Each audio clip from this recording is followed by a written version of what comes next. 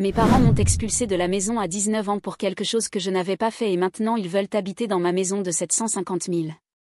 Mon nom est Elena, et à 19 ans j'ai découvert que pour ma famille, je n'étais qu'une erreur qui devait être corrigée. J'ai grandi en étant la fille du milieu dans une maison où la hiérarchie était claire comme du cristal. Ma sœur aînée, Isabella, était la parfaite, diplômée en médecine, mariée à un avocat prospère, toujours impeccable sur chaque photo de famille. Mon frère cadet, Diego, était le prince, le seul fils, destiné à hériter des affaires familiales, gâté jusqu'aux os. Avant de commencer à raconter mon histoire, dites-moi d'où vous regardez cette vidéo. Allez-y. Et moi? J'étais la compliquée. Celle qui posait trop de questions. Celle qui rêvait d'être artiste quand mon père s'attendait à ce que je suive l'administration. Celle qui préférait lire seule dans sa chambre plutôt que participer au dîner où Isabella brillait et Diego était adulé. Ma mère avait une façon particulière de me présenter aux gens. Voici Elena, notre fille artistique. Le ton toujours chargé d'une excuse silencieuse, comme si elle devait expliquer pourquoi je n'étais pas comme Isabella, pourquoi je n'avais pas l'ambition évidente que Diego démontrait déjà à 16 ans. Les choses ont commencé à s'effondrer dans ma dernière année de lycée. J'avais obtenu une bourse partielle pour étudier les arts visuels dans une université respectable, quelque chose qui m'avait coûté des nuits entières de travail sur mon portfolio. Quand j'ai annoncé cela à mes parents pendant le dîner du dimanche, j'espérais au moins un sourire. Mon père n'a même pas levé les yeux de son assiette. L'art ne paie pas les factures, Elena. Tu dois penser à l'avenir de façon réaliste. Isabella, toujours la diplomate, a essayé d'adoucir. Peut-être qu'elle pourrait faire de l'art comme hobby et l'administration comme carrière principale? Diego, avec ses 16 ans et toute la prétention du monde, a ri. Au moins elle ne sera pas un fardeau pour vous pour toujours. C'est ma mère qui a planté le clou final. Et Elena, chérie, tu as toujours été différente. Il est peut-être temps d'accepter que nous ne naissons pas tous pour rêver grand. Certaines personnes naissent pour soutenir les rêves des autres. Cette nuit-là, j'ai pleuré jusqu'à ne plus avoir de larmes. Mais j'ai aussi pris une décision. S'ils ne pouvaient pas me voir comme quelqu'un capable de rêver grand, je prouverais le contraire. J'ai accepté la bourse. J'ai trouvé un emploi à mi-temps dans une galerie locale. J'ai déménagé dans un appartement minuscule près de l'université, en colocation avec 2 camarades. Pendant les premiers mois, il y avait encore un contact sporadique, des appels rapides de ma mère demandant si je mangeais bien, des messages d'Isabella sur les vacances familiales. Mais les choses ont changé pendant le premier semestre. Je travaillais sur une série de peintures sur l'identité familiale quand j'ai reçu un appel de ma mère. Elle pleurait.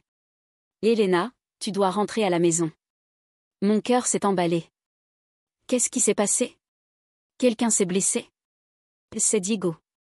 Il a été pris en train de vendre de la drogue à l'école. Ton père est détruit. Nous avons besoin de toute la famille unie maintenant. Je suis restée silencieuse un long moment. Qu'est-ce que vous voulez que je fasse? Nous voulons que tu abandonnes l'université et que tu rentres à la maison. Nous pouvons te trouver un emploi dans l'entreprise de ton père. Il est temps que tu contribues vraiment à cette famille, Elena. Contribuer vraiment. Comme si les 2 années de bourse d'études que j'avais obtenues seule, le travail que je maintenais pour subvenir à mes besoins, les prix que j'avais déjà gagnés avec mes peintures, comme si rien de tout cela n'était une contribution suffisante. Et Isabella? Elle ne peut pas aider? Isabella a sa propre vie, sa carrière consolidée. Elle a déjà suffisamment contribué. Bien sûr. Isabella avait contribué en étant parfaite. Diego avait contribué en étant l'héritier. Et moi? Je devais contribuer en sacrifiant mes rêves pour nettoyer le gâchis qu'il avait fait. Je ne vais pas abandonner l'université, maman. Le silence de l'autre côté de la ligne était assourdissant. Puis elle a parlé, avec une froideur que je n'avais jamais entendue auparavant. Elena, si tu ne rentres pas à la maison maintenant, quand ta famille a besoin de toi, alors peut-être que tu as choisi où va vraiment ta loyauté. Et ce n'est pas avec nous. Maman, L'appel s'est terminé. Cette nuit-là, j'ai reçu un message d'Isabella. Elena, tu es égoïste. Diego n'est qu'un enfant qui a fait une erreur. Tu es adulte. Fais ce qu'il faut. Ce qu'il faut. Toujours ce qu'il faut pour tout le monde, sauf pour moi. 2 semaines plus tard, j'ai découvert que ce n'était pas seulement à propos de Diego. Ma colocataire naviguait sur les réseaux sociaux quand elle m'a montré une photo sur Instagram d'Isabella. C'était une fête élégante, clairement chère, avec la légende, en célébrant le nouvel investissement de la famille dans les affaires. Papa est si fier. Nouvel investissement. Pendant qu'ils me demandaient d'abandonner tout et de rentrer à la maison pour aider avec Diego, ils investissaient une fortune dans le nouveau projet d'Isabella. J'ai appelé mon père cette même nuit. Il a répondu à la 3e sonnerie, avec cette voix impatiente que je connaissais si bien. « Et Elena, j'espère que tu as appelé pour dire que tu as changé d'avis. »« Papa, j'ai vu la photo d'Isabella. » À propos de l'investissement. Silence. Puis un soupir lourd. « Elena, tu ne comprends pas comment fonctionnent les affaires. Isabella a de l'expérience, elle a une vision du marché. C'est un investissement sûr.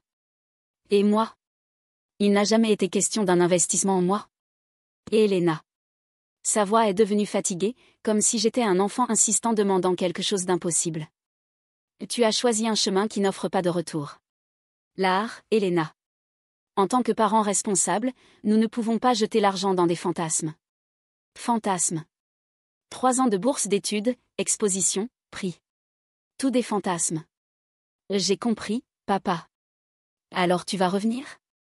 J'ai regardé autour de mon petit appartement, les toiles appuyées contre le mur, les pinceaux organisés sur la table improvisée, la fenêtre qui donnait sur une cour où je peignais les fins d'après-midi. Mon monde. Petit, simple, mais mien. Non. Je ne reviendrai pas. Cette fois, c'est lui qui m'a raccroché au nez. Le silence a commencé graduellement. D'abord, ce furent les invitations d'anniversaire qui ont cessé d'arriver. Ensuite, les messages d'Isabella sont devenus plus rares, toujours avec un ton de déception mal dissimulé. Diego n'a même pas pris la peine de répondre à mes tentatives de contact. À Noël, j'ai reçu une carte générique par la poste. Joyeux Noël de la famille Santos. Même mon nom n'était pas écrit. C'était comme si j'étais devenue une connaissance distante, quelqu'un qui méritait une courtoisie de base, mais rien de plus. Ça faisait mal. Ça faisait mal d'une façon que je ne savais pas possible. Mais ça m'a aussi libérée d'une manière étrange. Pour la première fois de ma vie, je n'avais pas besoin de m'excuser pour qui j'étais. Je me suis plongée dans le travail et les études comme jamais auparavant. Mes peintures sont devenues plus intenses, plus honnêtes. J'ai commencé une série appelée « Absence présente », des portraits d'espaces vides où des gens devraient être. La galerie où je travaillais a décidé d'exposer quelques pièces, et à ma surprise, elles se sont vendues rapidement. Un critique d'art local a écrit une critique, la jeune artiste Elena Santos capture avec une précision viscérale l'expérience de l'exclusion familiale. Ses œuvres parlent directement au cœur de quiconque s'est jamais senti invisible dans sa propre maison. Invisible dans sa propre maison. Il avait parfaitement résumé 20 ans de ma vie en 6 mots. Pendant les 2 années suivantes, j'ai construit une vie qui était complètement mienne. J'ai été diplômée avec mention, j'ai obtenu une représentation dans une galerie plus importante, j'ai commencé à donner des cours particuliers de peinture. Je n'étais pas riche, mais j'étais indépendante. Et pour la première fois de ma vie, je me sentais vue. Jusqu'à ce que, un matin de mardi de ma dernière année d'université, mon téléphone sonne. Un numéro inconnu. Et Elena? C'est Isabella. Mon cœur s'est accéléré. 2 ans de silence, et maintenant ça. Isabella. Comment as-tu eu mon numéro? J'ai demandé à une amie de le découvrir. Elena, nous devons parler. Il y avait quelque chose dans sa voix. Une urgence que je ne reconnaissais pas. À propos de quoi? C'est à propos de Diego. Et à propos de tout. Elena, je pense que nous avons fait une erreur terrible. Je suis restée silencieuse un long moment, traitant ses paroles. Isabella, la parfaite Isabella, admettant une erreur? C'était aussi inhabituel que de la neige en juillet. Quel genre d'erreur, Isabella? Je pouvais l'entendre respirer lourdement de l'autre côté de la ligne. Est-ce que je peux venir te voir? En personne? Je sais que je n'ai pas le droit de demander ça après. Après tout, mais j'ai besoin de te parler. Une partie de moi voulait raccrocher. La même partie qui avait appris à se protéger pendant des années de négligence émotionnelle. Mais il y avait quelque chose dans sa voix, une cassure que je n'avais jamais entendue auparavant. Où veux-tu qu'on se retrouve? 2 heures plus tard, Isabella était assise de l'autre côté de la table dans un petit café près de mon université. Elle semblait différente, plus maigre, avec des cernes profondes, les mains tremblant légèrement en remuant le café qu'elle n'avait même pas touché. « Tu vas bien ?» ai-je demandé, presque sans réfléchir. Elle a ri, mais c'était un son amer. « Non, Elena. Je ne vais pas bien du tout. Aucun de nous ne va bien. J'ai attendu qu'elle continue, étudiant le visage que je connaissais si bien. Isabella avait toujours été la version polie de la famille, cheveux toujours parfaits, maquillage impeccable, posture irréprochable. La femme en face de moi semblait être l'ombre de tout ça. Diego, elle a commencé, puis s'est arrêtée. Et Elena, Diego n'a pas arrêté de prendre de la drogue. En fait, ça a empiré. Papa a dépensé une fortune en essayant d'étouffer les scandales, en payant des avocats, en l'envoyant dans des cliniques privées. Rien n'a fonctionné. J'ai senti une oppression dans ma poitrine. Peu importe à quel point ma famille m'avait blessé, Diego était encore mon petit frère. Il va bien maintenant? Non. Sa voix était presque un murmure. Il est en prison, Elena. Il a été arrêté il y a 3 semaines pour trafic. Cette fois, papa ne peut pas résoudre avec de l'argent. Le silence s'est étendu entre nous. Je ne savais pas quoi dire. Une partie de moi ressentait une tristesse profonde pour le garçon que Diego avait été un jour. Une autre partie, celle qui avait été rejetée et abandonnée, murmurait que ce n'était pas ma responsabilité. Et tes parents? Comment ils gèrent ça? Isabella a levé les yeux, et pour la première fois j'ai vu des larmes là. Maman ne sort pas de la maison depuis des semaines. Papa a perdu presque tout en essayant de sauver Diego. L'entreprise est presque en faillite. Ils ont dû vendre la maison. La maison. La maison où j'ai grandi, où j'ai été ignorée, où j'ai appris que ma valeur était déterminée par l'utilité que j'avais pour les autres. J'ai ressenti un pincement étrange, ce n'était pas de la nostalgie, mais quelque chose de plus complexe. Isabella, pourquoi tu me racontes ça? Elle a essuyé ses yeux avec une serviette. Parce que j'ai finalement compris, Elena. J'ai compris ce qu'on t'a fait. Ce que vous m'avez fait. On t'a traité comme jetable. Les mots sont sortis comme une confession douloureuse. Depuis toujours. Quand on était enfant, je voyais comment papa et maman réagissaient différemment avec toi. Comment ils attendaient toujours moins de toi, comment ils privilégiaient toujours Diego et moi. Et moi.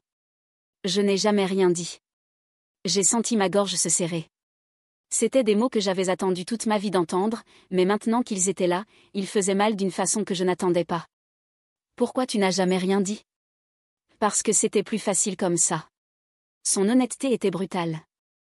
C'était plus facile de te laisser être le mouton noir que de questionner pourquoi nos parents te mettaient cette responsabilité sur les épaules.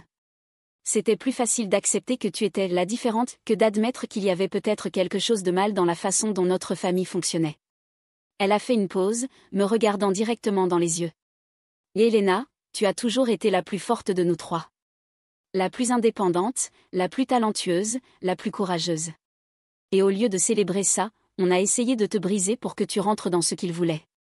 Les larmes que j'avais retenues pendant des années ont finalement commencé à couler. Ce n'étaient pas des larmes de tristesse, mais d'un mélange complexe de soulagement et de douleur. Soulagement d'être finalement vue. Douleur d'avoir pris si longtemps. Isabella, je ne sais pas ce que tu veux que je fasse avec ces informations. Je ne veux pas que tu fasses quoi que ce soit. Elle s'est penchée en avant. Je voulais juste que tu saches que je vois maintenant. Je vois qui tu as toujours été, et je vois comment on a échoué avec toi. Et je voulais m'excuser. Des excuses. Je sais que ce n'est pas suffisant. Je sais que les mots n'effacent pas des années de négligence et de rejet.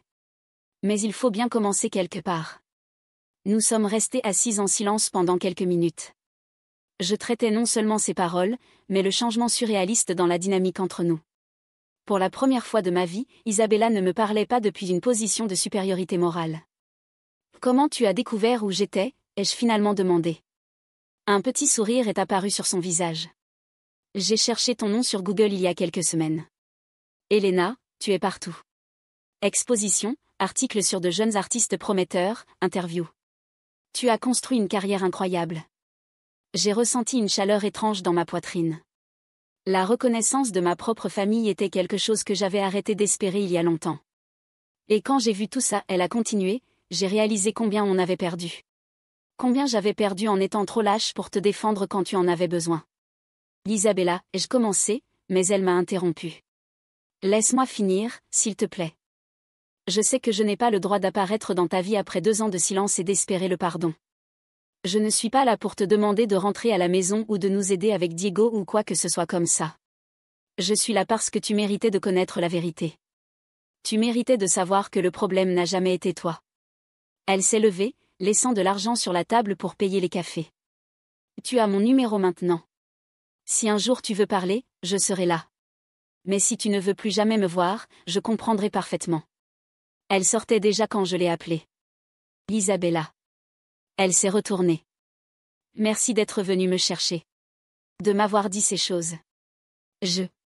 J'avais besoin d'entendre ça. Son sourire cette fois était authentique. Et tu as toujours mérité d'entendre ça, Elena. J'espère qu'un jour je pourrai prouver que j'ai changé. Après qu'elle soit partie, je suis restée assise au café pendant encore 1 heure, remuant mon café froid et essayant de traiter tout. La conversation avait été comme ouvrir une vieille blessure que je pensais avoir cicatrisée. Mais il y avait aussi quelque chose de libérateur à avoir enfin ma réalité reconnue par quelqu'un qui avait été là, qui avait tout vu.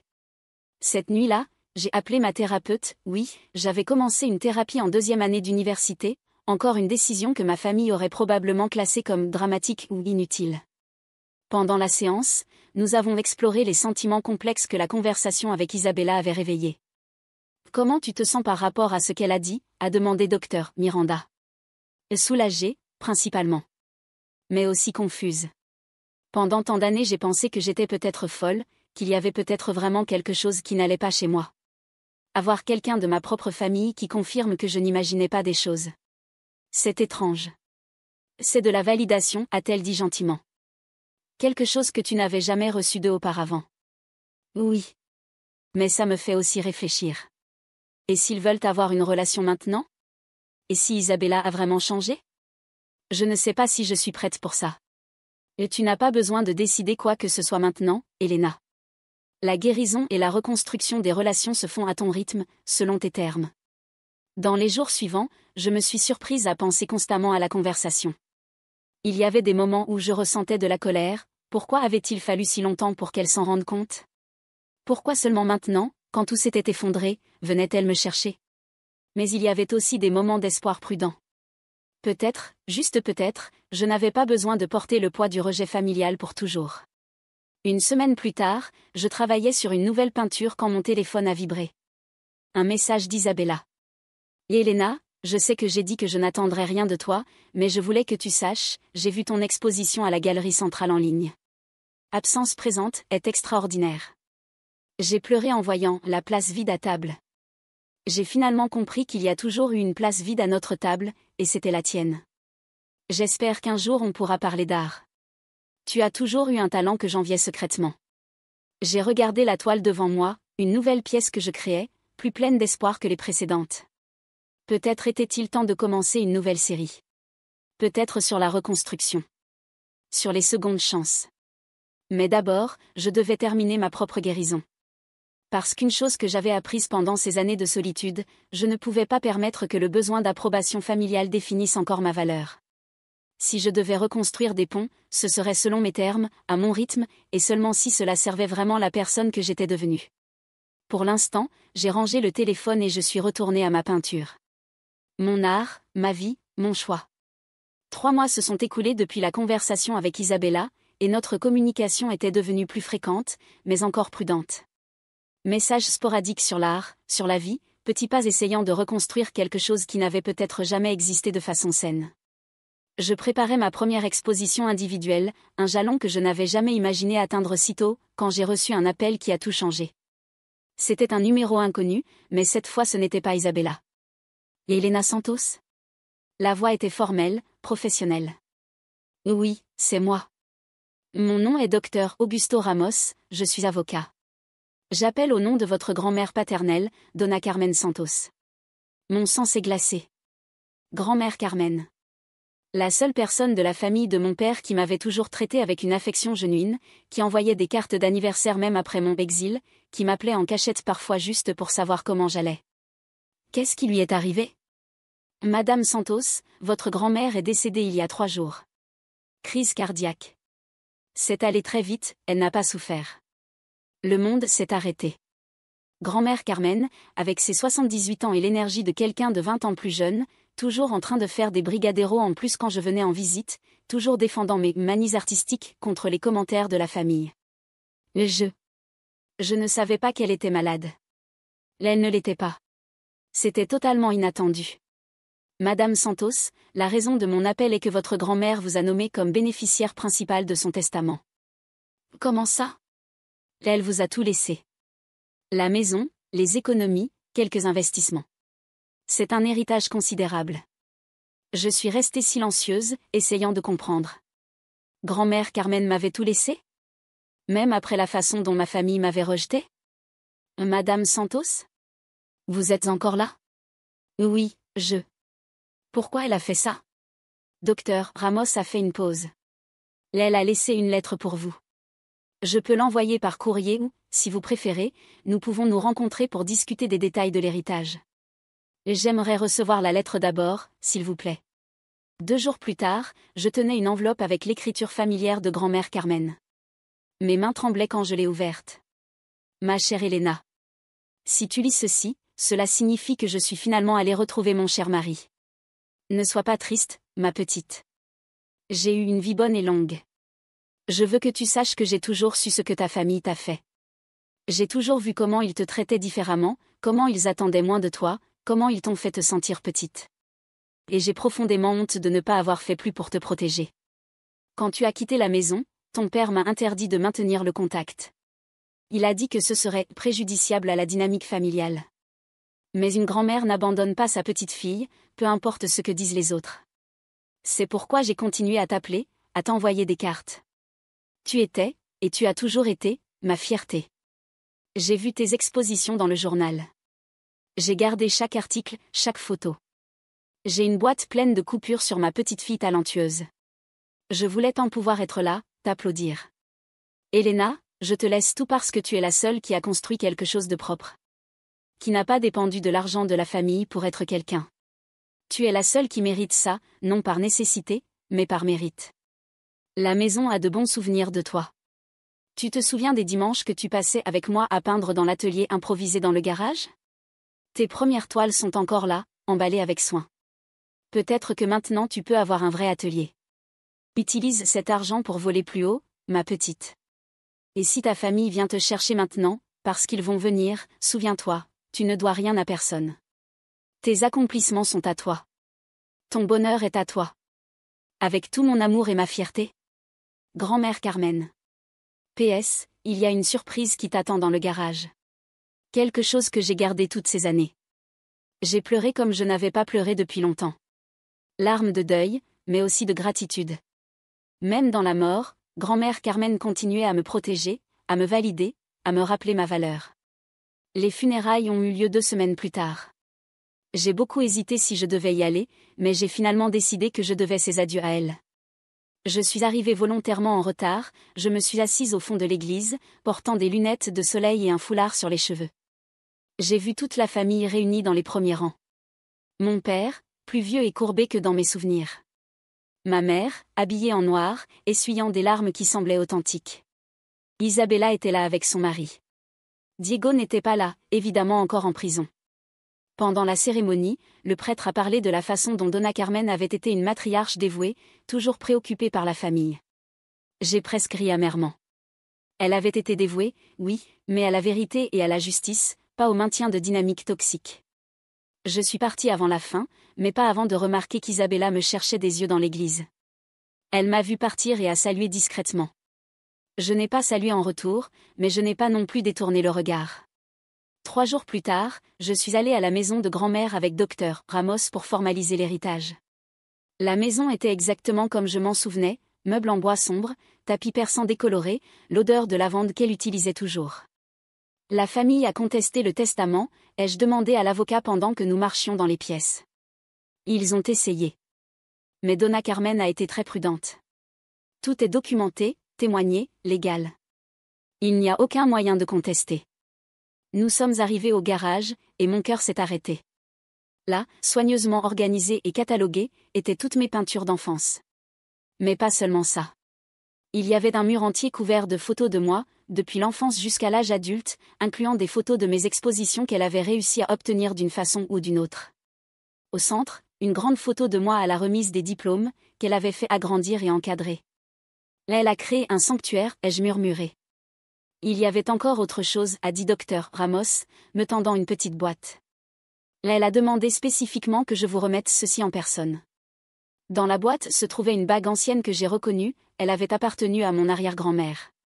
Avec elle, un petit mot, pour que tu te souviennes toujours que tu viens d'une lignée de femmes fortes.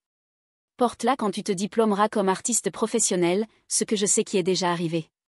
Cette nuit-là, seule dans la maison qui était maintenant mienne, j'ai appelé Isabella. Et Elena. Sa voix semblait surprise, mais pleine d'espoir. Je t'ai vue à l'église. J'espérais que tu viendrais. Grand-mère Carmen parlait toujours de toi. Elle avait des photos de toi partout dans la maison. Je sais. Je les ai vues. Il y a eu une pause. Puis Isabella a demandé, tu vas bien? Je sais que vous étiez proches. Je suis triste, mais aussi reconnaissante. Elle m'a laissé la maison, Isabella. Et d'autres choses. Je sais. Papa est. Eh bien, il ne gère pas bien ça. Il s'attendait à hériter? Nous nous attendions tous à ce qu'elle laisse tout diviser également. Mais quand le testament a été lu, elle a fait une pause. Et Elena, elle a laissé une lettre pour toute la famille aussi. Une lettre qui? Eh bien, qui ne nous a épargné de rien. Ma curiosité s'est éveillée. Quel genre de lettre? Une lettre où elle a énuméré, en détail, toutes les fois qu'elle t'a vu être traitée injustement. Toutes les fois qu'elle a essayé d'intervenir et a été réduite au silence. Toutes les fois que papa et maman l'ont empêchée de te défendre ouvertement. Isabella a soupiré lourdement. C'était dévastateur, Elena. Elle nous a essentiellement traités de lâches et d'hypocrites. Et comment tes parents ont réagi? Maman n'a pas arrêté de pleurer. Papa est resté silencieux pendant 2 jours. Je pense qu'ils ont finalement compris l'étendue des dégâts qu'ils avaient causés. Je réfléchissais à ça. Grand-mère Carmen, même après la mort, se battait encore pour moi. Isabella, ils vont essayer de me contacter maintenant? Probablement oui. Papa a mentionné quelque chose sur faire la paix avec Elena plusieurs fois. Mais Elena. Sa voix est devenue ferme. Tu ne leur dois rien. Ni pardon, ni seconde chance, rien. Et s'ils essaient de te manipuler ou de te faire sentir coupable, je serai de ton côté cette fois. Pour la première fois en années, j'ai senti que peut-être je n'étais pas complètement seule dans cette famille. Merci de dire ça. Et Elena, je peux te demander quelque chose? Tu vas vivre dans la maison de grand-mère? J'ai regardé autour du salon où j'étais assise, imaginant les possibilités. Un atelier personnel dans le garage. L'espace pour créer sans limitation. Et par-dessus tout, un endroit où je savais que j'avais été aimée inconditionnellement. Je pense que oui, ai-je répondu. Je pense que je vais transformer le garage en l'atelier qu'elle voulait toujours que j'aie. Elle serait très heureuse de ça. Après avoir raccroché, j'ai passé le reste de la nuit à explorer la maison, planifiant des changements, rêvant de possibilités. Pour la première fois depuis que j'avais quitté ma famille, j'ai senti qu'il y avait peut-être de la place pour quelque chose au-delà de la douleur. Pas un pardon aveugle ou une réconciliation forcée, mais peut-être une version nouvelle et plus saine de ce que pourrait être une famille. Mais d'abord, je devais être préparée pour ce que je savais qui viendrait. Parce que connaissant mes parents, l'héritage signifiait qu'il apparaîtrait bientôt à ma porte. Et cette fois, ce serait selon mes termes. Ça n'a pas pris longtemps. Une semaine après avoir emménagé dans la maison de grand-mère Carmen, j'organisais ce qui allait être mon nouvel atelier quand j'ai entendu le son familier d'une voiture s'arrêtant dans l'allée. J'ai regardé par la fenêtre et j'ai senti mon estomac se serrer. C'était la voiture de mes parents. J'ai respiré profondément, essuyé mes mains sales de peinture sur mon tablier et marché jusqu'à la porte d'entrée. Ils étaient debout dans le jardin, hésitants, comme des visiteurs incertains. Mon père tenait un bouquet de fleurs, des marguerites, qui n'étaient même pas mes préférées. Ma mère portait un sac en papier qui contenait probablement de la nourriture. J'ai ouvert la porte avant qu'il sonne. Et Elena, a dit ma mère, avec une voix presque murmurée. Et tu es belle. Je portais de vieux vêtements pleins de peinture, avec les cheveux attachés en chignon désordonné. Il n'y avait rien de particulièrement beau chez moi à ce moment-là, mais j'ai réalisé que c'était la première fois qu'elle me regardait vraiment, sans filtre de déception ou d'attente. Papa. Maman. Ma voix est sortie plus froide que prévu. On peut entrer, a demandé mon père, tendant les fleurs de façon maladroite. J'ai accepté les fleurs, mais je ne me suis pas écartée de la porte immédiatement. Pourquoi vous êtes ici? Ils ont échangé un regard chargé de sens. Ma mère a parlé en premier. On voulait. On veut te parler. De tout. De tout. De comment on t'a traité, a dit mon père, et pour la première fois de ma vie, j'ai vu quelque chose qui ressemblait à de la honte dans ses yeux. Des erreurs qu'on a commises. De la lettre que ta grand-mère nous a laissée. J'ai hésité un long moment, puis je me suis écartée de la porte. Entrez. Ils sont entrés comme des gens visitant un musée, prudents, impressionnés, un peu intimidés. La maison de grand-mère Carmen avait toujours eu une élégance subtile que notre maison familiale n'avait jamais possédée, malgré toute l'ostentation. Du café, ai-je offert, plus par politesse que par hospitalité genuine. Nous nous sommes assis dans le salon, eux sur le canapé, moi dans un fauteuil de l'autre côté. Le silence s'est étendu de façon inconfortable jusqu'à ce que ma mère commence à parler. Et Elena, je ne sais pas par où commencer. Ses mains tremblaient légèrement. La lettre que ta grand-mère nous a laissée. Elle nous a montré des choses que je ne voulais pas admettre qui étaient vraies. Quel genre de choses? Mon père s'est penché en avant, avec les mains entrelacées. Toutes les fois qu'on t'a dévalorisé. Toutes les fois qu'on a mis tes besoins en second plan. Toutes les fois qu'on a échoué à te défendre quand tu en avais besoin. Et qu'est-ce que vous pensez qui a changé maintenant, ai-je demandé. Pourquoi maintenant, après toutes ces années, vous vous souciez de ça? Ma mère a commencé à pleurer silencieusement. Parce qu'on t'a perdu, Elena. Et seulement maintenant, en lisant cette lettre, en voyant comment ta grand-mère te voyait, on comprend ce qu'on a vraiment perdu. Vous ne m'avez pas perdu, ai-je dit, sentant une vieille colère remonter à la surface. Vous m'avez jeté. Il y a une différence. Et tu as raison, a dit mon père, me surprenant par son honnêteté. On t'a jeté. Et c'était le plus grand échec de nos vies en tant que parents. C'était étrange d'entendre ces mots venant de lui. Pendant toute mon enfance et adolescence, il avait été une figure distante et critique. Le voir si vulnérable était déconcertant. Et Elena, a continué ma mère, on n'est pas venu ici pour demander pardon. On sait que ça prendra du temps, si ça arrive un jour. On est venu pour reconnaître ce qu'on a fait et pour dire qu'on est fier de qui tu es devenu, malgré nous. Malgré vous. Tu as construit une belle vie, a dit mon père, regardant autour du salon où j'avais accroché quelques-unes de mes œuvres. Une carrière réussie, un talent qui a toujours été évident pour quiconque prenait la peine de regarder. Et tu as fait tout ça seul, sans notre aide ou soutien. J'ai ressenti un mélange confus d'émotions. Une partie de moi voulait crier qu'il était trop tard, que la reconnaissance avec 20 ans de retard n'effaçait pas la douleur. Mais une autre partie, une partie dont je ne savais pas qu'elle existait encore, ressentait un soulagement étrange. Et Diego, ai-je demandé. Comment il va? Leurs visages se sont fermés. Ma mère a essuyé ses yeux. Il purge sa peine. 3 ans. Peut-être qu'il sortira en 2 pour bonne conduite. Mon père a soupiré lourdement. Et Elena, on a échoué avec lui aussi. D'une façon différente, mais on a échoué. Comment ça? On ne lui a jamais dit non. On ne l'a jamais rendu responsable de ses propres actions. On a toujours arrangé ses bêtises, toujours trouvé des excuses. Ma mère a parlé avec une amertume que je n'avais jamais entendue auparavant. On a créé un monstre gâté qui croyait que le monde lui devait tout. C'était ironique. Ils m'avaient négligé en croyant que je ne méritais pas d'attention, et ils avaient gâté Diego jusqu'au point de le détruire. 2 extrêmes également préjudiciables. Isabella m'a dit que vous aviez perdu la maison, ai-je commenté. Oui. Mon père a hoché la tête.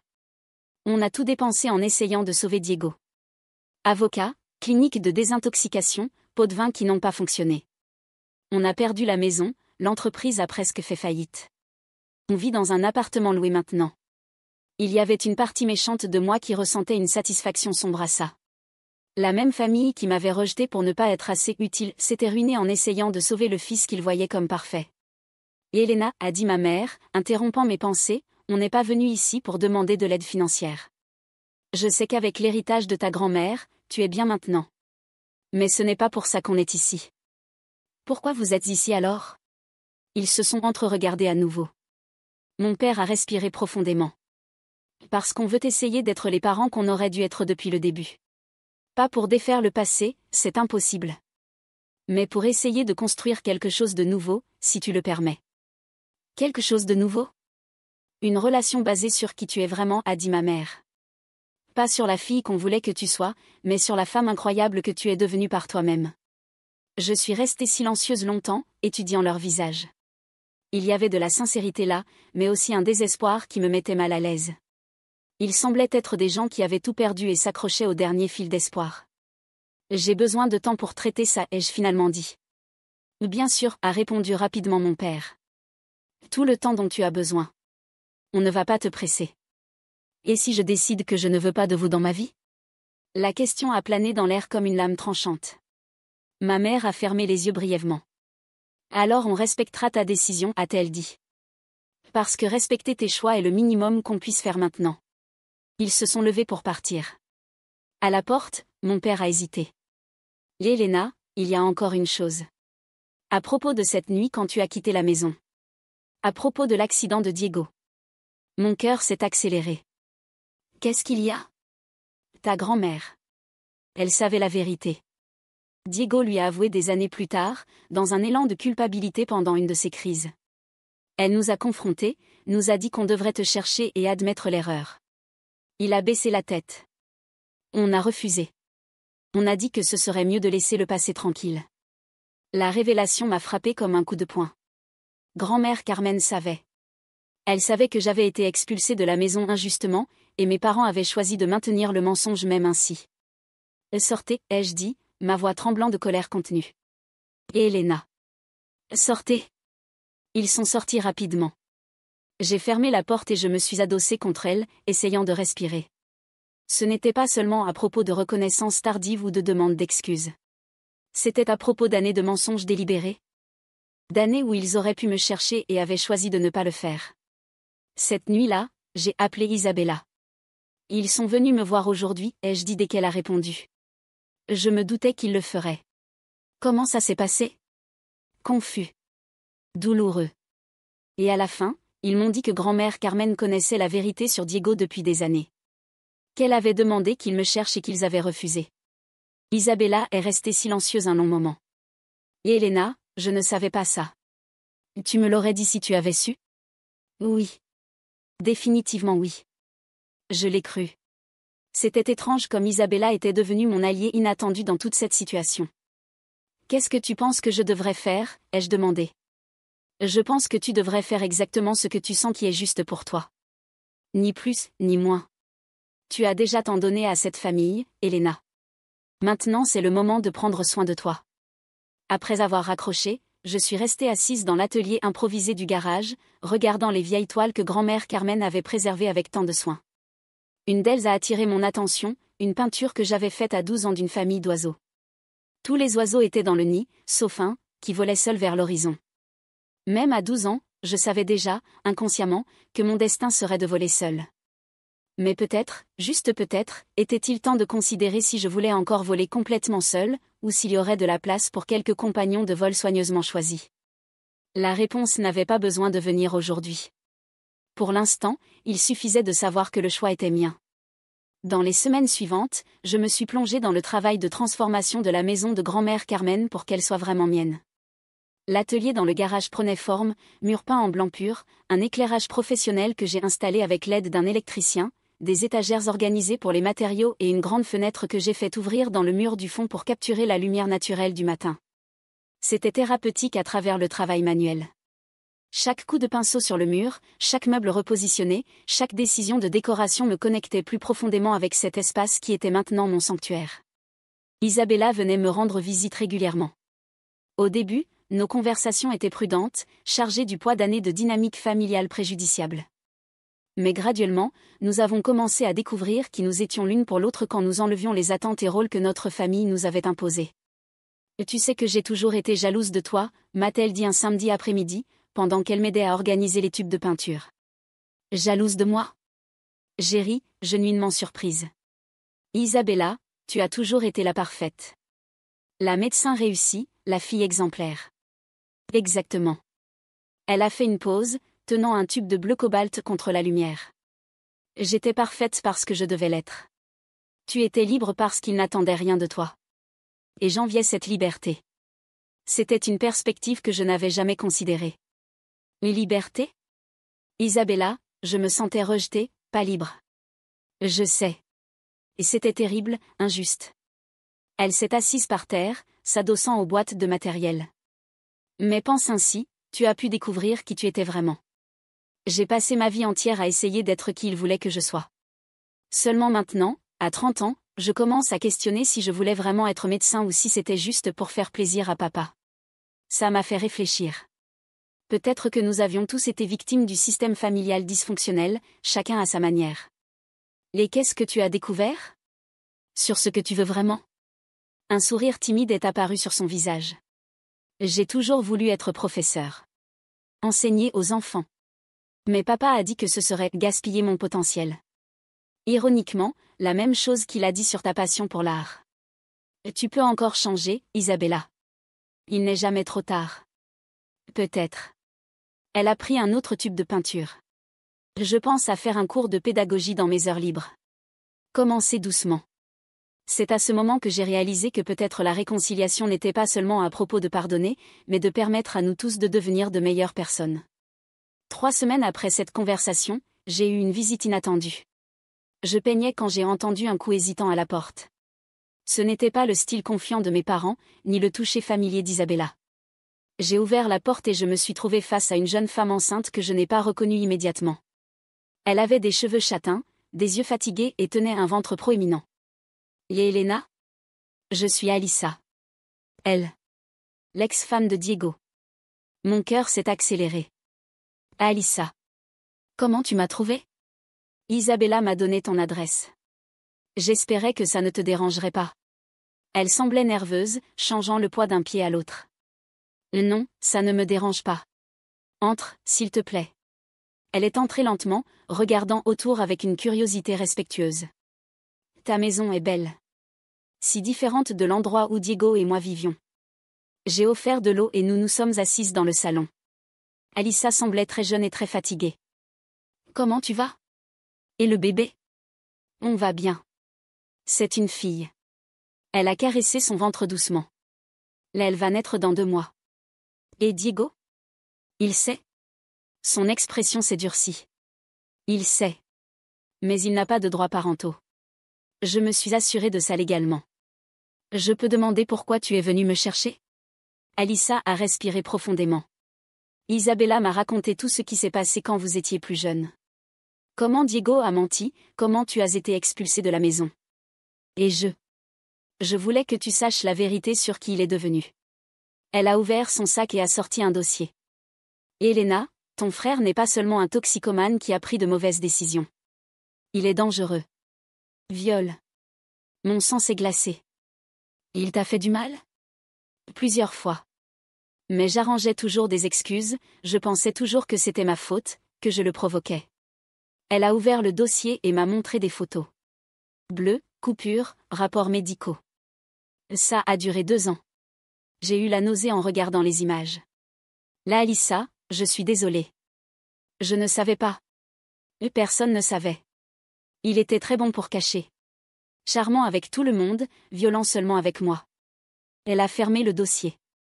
Mais quand Isabella m'a montré ce vieux message de lui se vantant de comme c'était facile de se débarrasser de toi, j'ai compris qu'il avait toujours été comme ça. Manipulateur, cruel, sans remords. Pourquoi tu me racontes ça? Parce qu'il va sortir de prison éventuellement.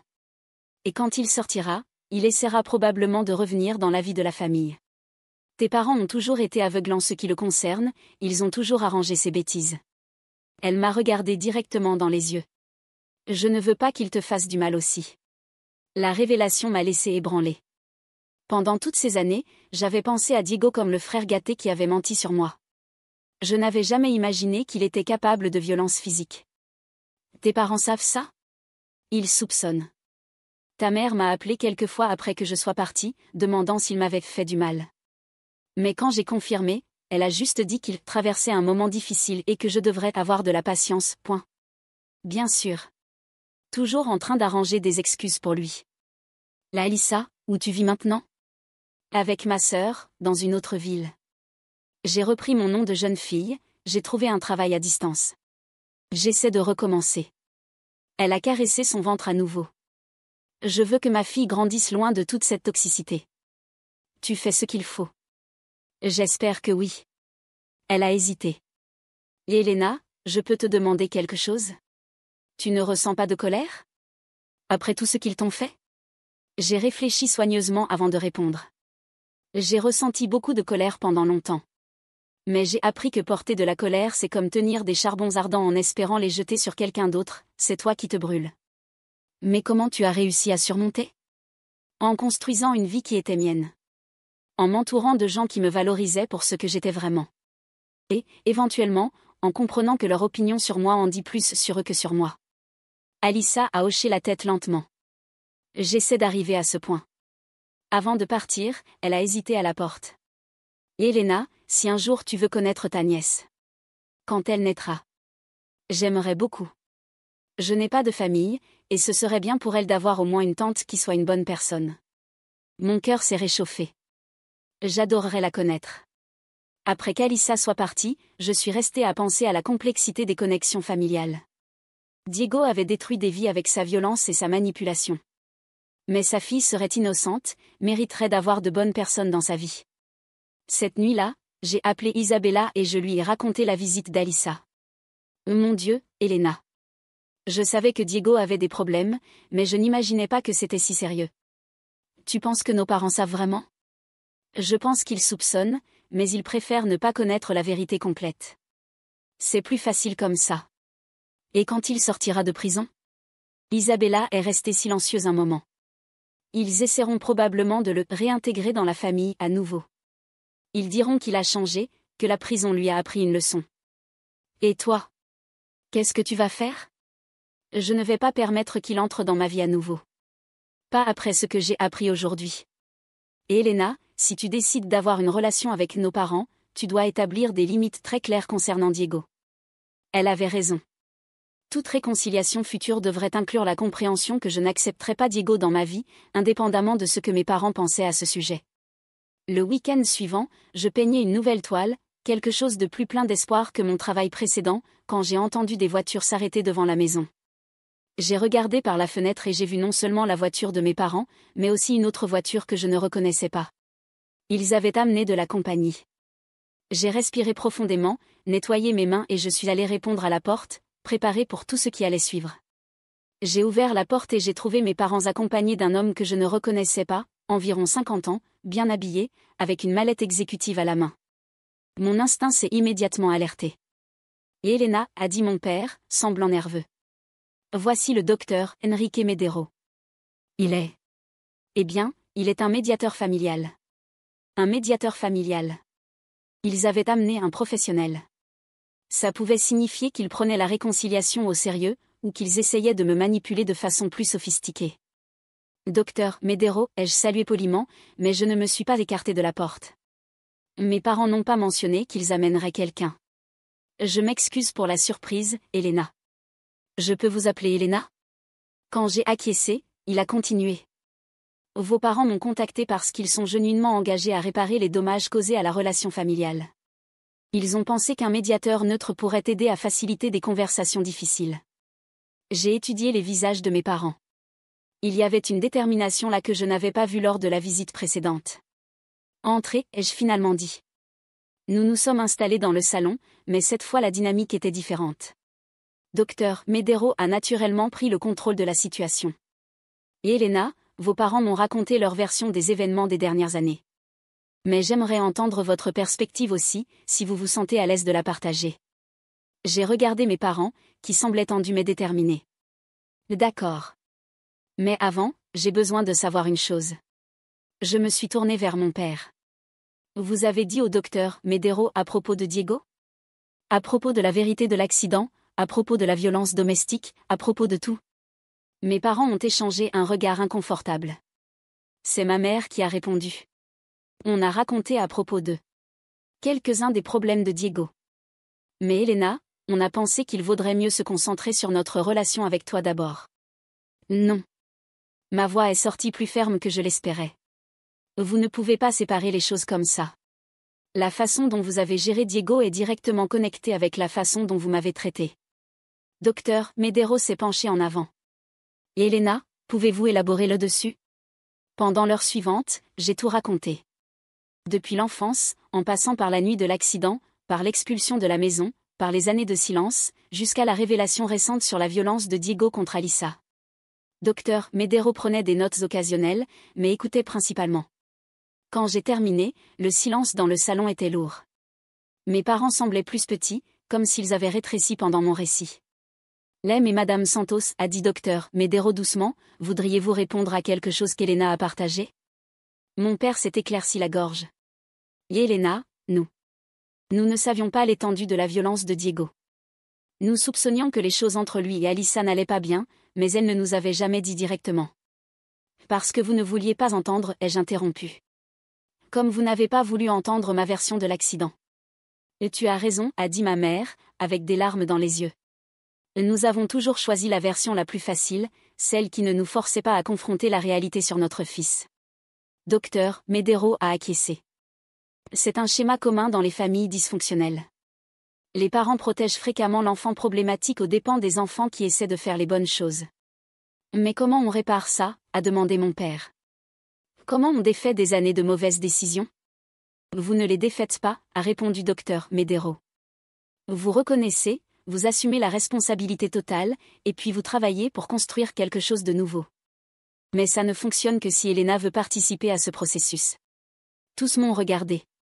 J'ai senti le poids de leurs attentes, mais aussi, pour la première fois, j'ai senti qu'ils avaient genuinement compris la gravité de ce qu'ils avaient fait. J'ai des conditions. L'ai-je dit lentement.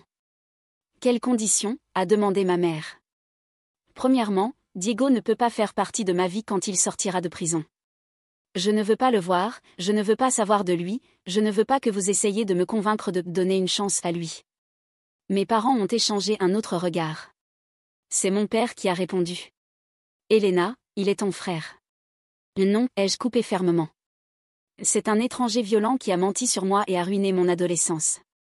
Le fait qu'on partage de l'ADN ne change pas ça. Docteur Medero est intervenu. Monsieur Santos, Elena a le droit d'établir des limites sur qui elle permet dans sa vie. Ce n'est pas négociable. Mon père a acquiescé à contre-cœur. D'accord. Compris.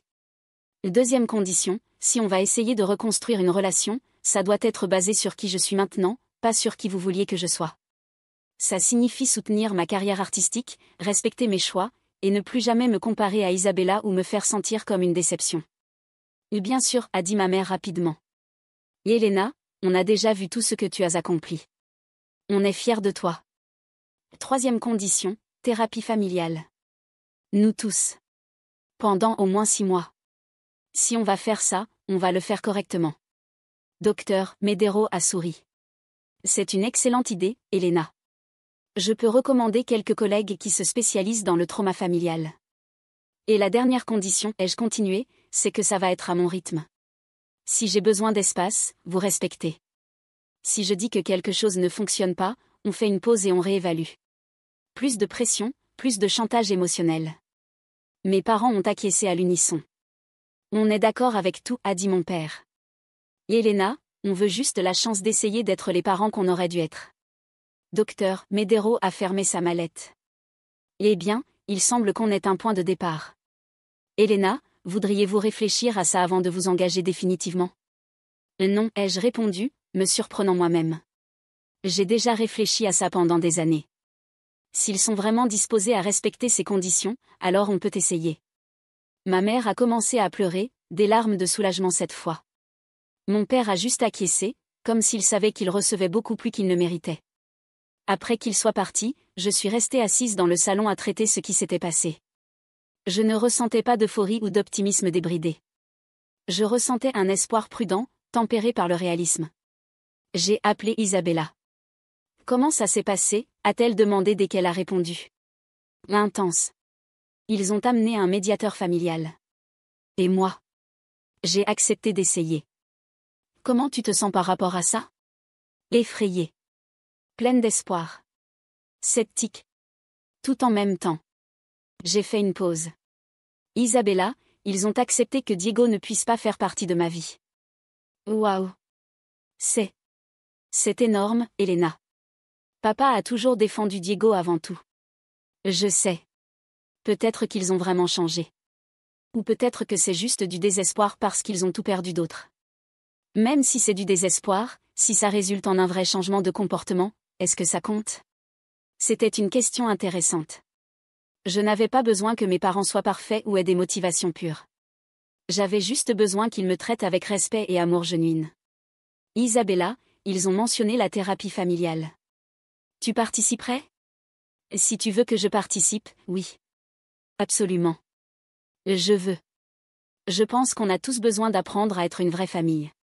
Cette nuit-là, je suis restée dans mon atelier jusqu'à tard, travaillant sur une nouvelle série que j'avais commencée. C'étaient des paysages, mais pas vides comme mon travail précédent. Ceux-ci avaient de petites figures distinctes, des gens trouvant leur chemin de retour les uns vers les autres à travers des terrains difficiles. Je ne savais pas si la réconciliation avec mes parents fonctionnerait. Je ne savais pas si nous réussirions à surmonter des décennies de schémas préjudiciables. Mais pour la première fois en années, je sentais que ça valait la peine d'essayer. Parce qu'au final, la guérison n'était pas à propos d'effacer le passé. C'était à propos de construire un futur qui honorait à la fois la douleur et la possibilité de quelque chose de mieux. Et peut-être, juste peut-être, était-il possible d'avoir les deux. 5 ans plus tard.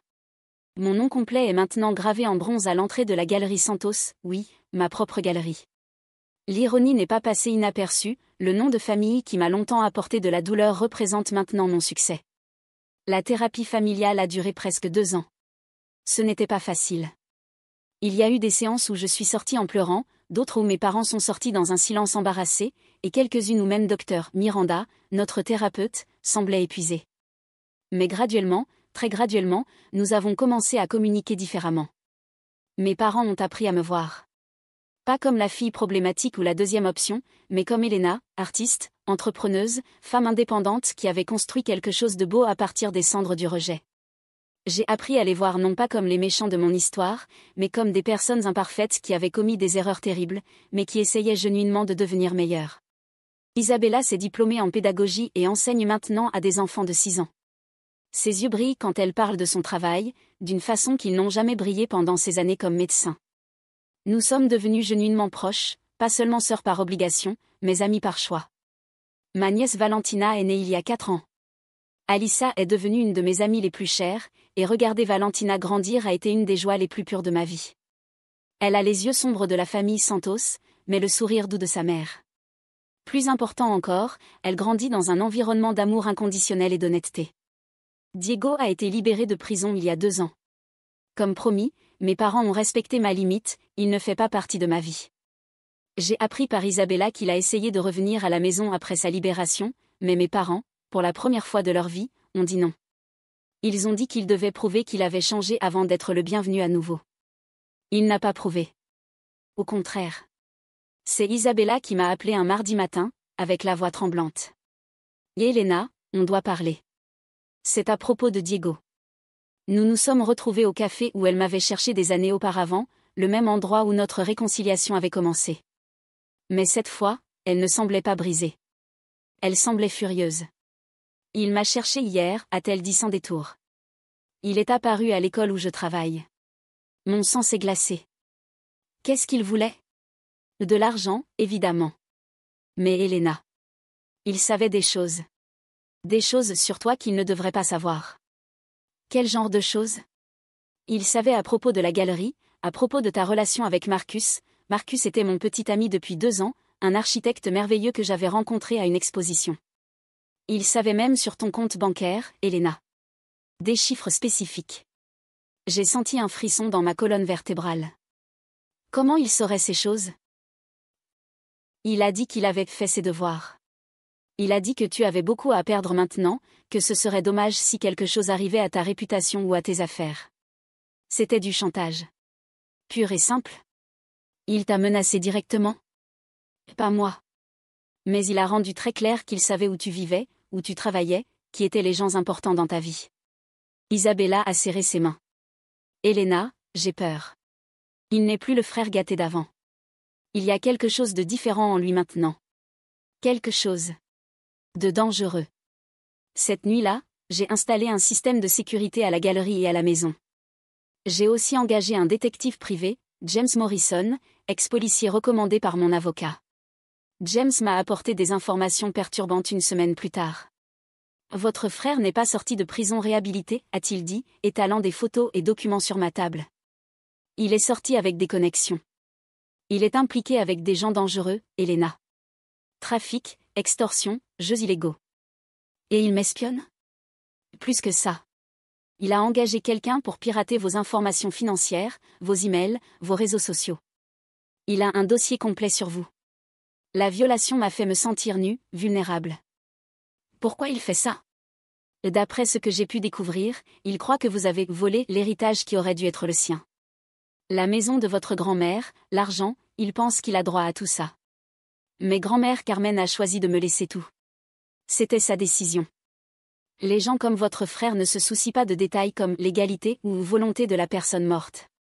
Ils voient juste ce qu'ils veulent et décident qu'ils méritent de l'avoir. James m'a montré plus de photos. Diego sortant d'endroits suspects, parlant avec des hommes que je ne reconnaissais pas, conduisant une voiture trop chère pour quelqu'un qui était supposé ne pas avoir d'argent. Il planifie quelque chose, Elena. Je ne sais pas quoi encore, mais il planifie. Je n'ai pas dit à mes parents immédiatement. Ils avaient fait beaucoup de progrès, et je ne voulais pas détruire ça avec plus de drame impliquant Diego. Mais 3 semaines plus tard, je n'ai pas eu le choix. Je suis arrivée à la galerie un matin pour trouver les fenêtres brisées, des toiles détruites et un message peint au spray sur le mur. Tu ne mérites rien d'eux tous et Cédilla. La police a été appelée, mais sans témoin ou caméra de sécurité dans la rue, il n'y avait pas grand-chose qu'ils pouvaient faire. Mais je savais qui c'était. Cette fois, c'est moi qui ai appelé mes parents. On doit parler. Nous 3. C'est à propos de Diego. Nous nous sommes rencontrés chez moi. Quand j'ai raconté le chantage, l'invasion de vie privée, la destruction de la galerie, j'ai vu quelque chose que je n'avais jamais vu sur les visages de mes parents concernant Diego, du dégoût genuine. Il a fait ça, a demandé ma mère, avec la voix brisée. Qui d'autre ce serait? Il est en colère parce qu'il pense que j'ai volé son héritage. Mon père était silencieux, mais j'ai vu ses mains trembler. On a créé un monstre, a-t-il finalement dit. Et Elena, je ne sais pas comment réparer ça. Ce n'est pas votre responsabilité de réparer, ai-je répondu. Mais vous devez savoir qu'il pourrait essayer de vous utiliser pour arriver jusqu'à moi. Et c'est exactement ce qui s'est passé.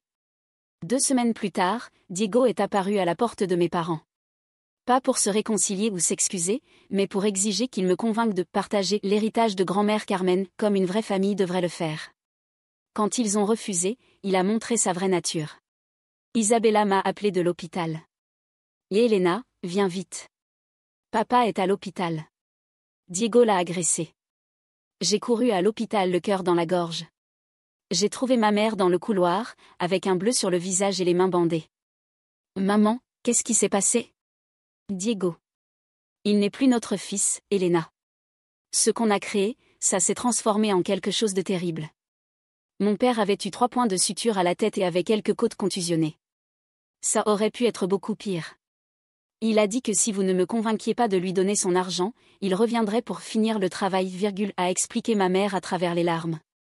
C'est à ce moment que j'ai décidé que la situation était allée trop loin. J'ai appelé James Morrison. J'ai besoin de tout ce que tu peux obtenir sur Diego. Tout. Le coût m'importe peu. Elena, si tu penses à faire quelque chose de drastique. Je ne vais pas lui faire du mal. Mais je vais me protéger. Et protéger ma famille. James a travaillé pendant 1 mois. Ce qu'il a découvert était plus accablant que j'avais imaginé. Diego n'était pas seulement impliqué avec des criminels, il devait beaucoup d'argent à eux. L'agression de nos parents n'était pas seulement à propos d'héritage, c'était à propos de désespoir. Il doit plus de 200 000 reais à un usurier appelé Severino, a expliqué James. S'il ne paie pas dans 2 semaines, il aura des problèmes beaucoup plus grands que vous. Alors pourquoi il ne disparaît pas simplement? Parce qu'il croit genuinement qu'obtenir l'argent de l'héritage est la seule sortie. Et il est disposé à faire n'importe quoi pour l'obtenir. C'est alors que j'ai formulé mon plan. J'ai organisé une rencontre avec Diego. J'ai dit que je voulais parler de partager l'héritage de grand-mère de façon juste. J'ai choisi un endroit public, un restaurant animé au centre-ville. Il est arrivé 15 minutes en retard, arrogant comme toujours, mais il y avait quelque chose de désespéré dans ses yeux. Finalement tu es revenu à la raison, a-t-il dit, s'asseyant sans cérémonie. Et Diego, je vais être direct. Je sais à propos de tes dettes. Je sais à propos de Severino. Je sais que tu as 2 semaines pour payer ou. J'ai laissé la phrase en suspens. Son arrogance s'est effondrée instantanément. Comment tu? Ça n'a pas d'importance. Ce qui compte c'est que j'ai une proposition. Quel genre de proposition? J'ai mis une enveloppe sur la table. Dans cette enveloppe il y a un virement bancaire de 200 000 reais. Suffisant pour rembourser ta dette. Ses yeux ont brillé d'avarice, mais il a essayé de maintenir son sang-froid. Et en échange? En échange, tu signes ce document. J'ai mis un autre papier sur la table. C'est une renonciation légale à tout droit sur l'héritage de grand-mère Carmen. Permanente et irrévocable. Et si je ne signe pas? J'ai souri froidement. Alors tu ne reçois pas l'argent. Et dans 2 semaines, tu devras expliquer à Severino pourquoi tu n'as pas pu payer. Il a lu le document attentivement. Ça m'empêche d'avoir tout contact avec la famille aussi? Exactement. Tu disparais de nos vies complètement. Pour toujours. Elena, je suis ton frère. Non, ai-je interrompu. Et tu es un étranger violent qui partage mon ADN. Les frères n'attaquent pas la famille, ne détruisent pas les propriétés, ne font pas de chantage. Il est resté silencieux un long moment, étudiant les documents. Si je signe ça et prends l'argent, vous n'aurez plus jamais de nouvelles de moi? C'est l'idée. Et si je brise l'accord? Alors tous les documents sur tes activités criminelles que mon détective a collectés finiront sur le bureau du commissaire responsable. Trafic, extorsion, agression, c'est beaucoup d'accusations, Diego. Il a pâli. Tu m'as fait espionner? Je me suis protégée. Comme j'aurais dû le faire il y a des années. Il a signé les documents avec des mains tremblantes. J'ai transféré l'argent là même, en utilisant l'application de la banque sur mon téléphone. C'est fait, ai-je dit, rangeant les papiers signés. Maintenant sors de ma vie et ne reviens jamais. Il s'est levé, a hésité un moment, comme s'il allait dire quelque chose. Puis il est simplement parti, emmenant avec lui toute chance de rédemption qu'il aurait pu avoir. Nous ne l'avons plus jamais revu. Isabella a découvert par des connaissances mutuelles qu'il avait quitté la ville la même semaine. Personne ne savait où il était allé, et personne ne s'en souciait. L'argent que j'ai dépensé pour le libérer de nos vies était cher, mais ça valait chaque centime. Parce que la paix qui est venue après n'avait pas de prix. 2 ans plus tard, aujourd'hui. Je suis assise dans le jardin de la maison de grand-mère Carmen, regardant Valentina jouer avec ses poupées. Elle a 5 ans maintenant, et adore venir passer les week-ends avec moi.